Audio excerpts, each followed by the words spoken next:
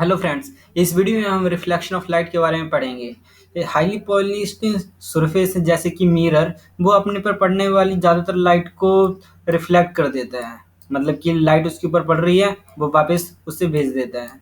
तो आप पहले ही लॉ ऑफ रिफ्लेक्शन के बारे में पढ़ चुके हो। लॉ ऑफ रिफ्लेक्शन क्या होता है कि एंगल ऑफ इंसिडेंस वो एंगल ऑफ रिफ्लेक्शन के बराबर होता है।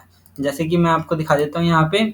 ये एंगल ऑफ, यहाँ पे sun of ray of light आ रही है, ये हमारे पास मिरर वगैरह कोई सरफेस है, इसके ऊपर हमने देख लिया कि कोई ये परपेंडिकुलर, हमने मान लिया कि ये नॉर्मल है जो कि इसके साथ 90 डिग्री का एंगल बना रहा है सरफेस के साथ। तो जो से ये वाला एंगल होगा इसे हम इंसिडेंट एंगल कहेंगे, और नॉर्मल के साथ ये इंसिडेंट रे ऑफ लाइट आई, ये सरफेस से टकराई, टकराने के बाद रिफ्लेक्ट हो गई। ये इंसिडेंट रे है, ये रिफ्लेक्टेड रे है, ये नॉर्मल है, ये सरफेस है, ये इंसिडेंट एंगल है, और ये रिफ्लेक्टेड एंगल है। सबसे पहला लॉ क्या कहता है हमारे पास कि जो सा एंगल ऑफ इंसिडेंस है ये वाला कोण इस रिफ्रैक्टेड कोण की इक्वल होना चाहिए।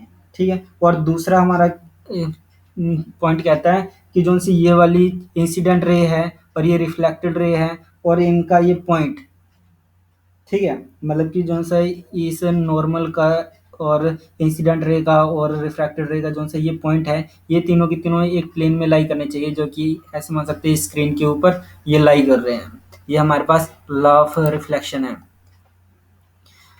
आप इसकी एप्लीकेशन में भी पढ़ चुके हो कि फिर अगर हमारे पास ये सरफेस अगर ये सफेरिकल है, अगर हमारे पास रिफ्लेक्टिंग सरफेस अगर सफेरिकल है, तो उससे जो सी इमेज बनेगी और जो सी प्लेन मिरर से जो सी इमेज बनती है, इसके बारे में आप बहुत डिटेल से पता है आपको।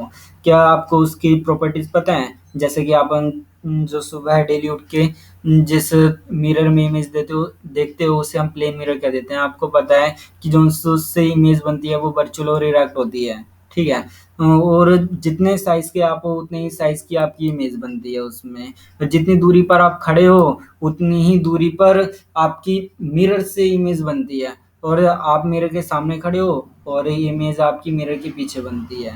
और जो सी इमेज होती है वो लेटरली इन्वर्ट होती है। लेटरली इन्वर्ट का मतलब मैं आपको दिखा देता हूँ यहाँ पे क्या होता है। ये देखिए,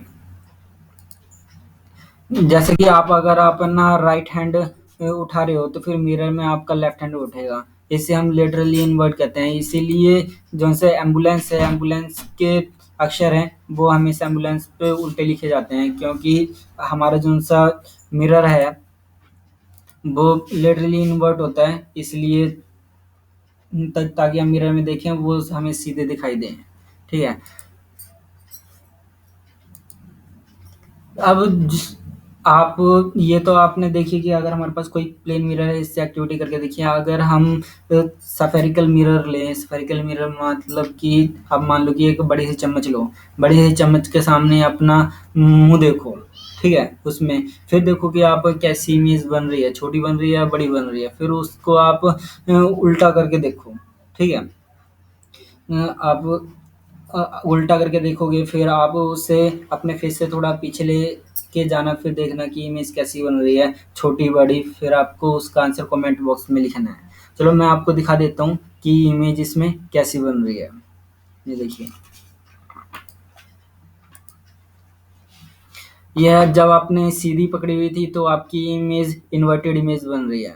लेकिन जब आपने जो से ये स्पून है, चम्मच है, अगर आपने इसको सीधा पकड़ा हुआ है तो ये सीधी बन रही है। ठीक है, करेक्ट है। जब उल्टी पकड़ी हुई है ये वाली चम्मच आपने, तो बड़ी इमेज बन रही है आपकी। लेकिन जब सीधी पकड़ी हुई थी तो आपकी छोटी इमेज बन रही थी इसमें। तो जो सा ये हमारे पास कर्व सरफेस है, मतलब कि चमकती हुई जो सी चम्मच थी, तो जो सा ये कर्व सरफेस है, ऐसे कर्व सरफेस को हम स्फेरिकल मिरर कह देते हैं। और जो से रिफ्लेक्टिंग सरफेस हैं इस तरीके के, हम क्या देते हैं कि ये स्फेरिकल मिरर के ही पार्ट हैं। और ऐसे मिरर को या फिर रिफ्लेक्टिंग सरफेस को हम ये स्फेरिकल मिरर कह देते हैं। स्फेरिकल मिरर क्या होते हैं इसके बारे में डिटेल से अगली वीडियो में पढ़ेंगे।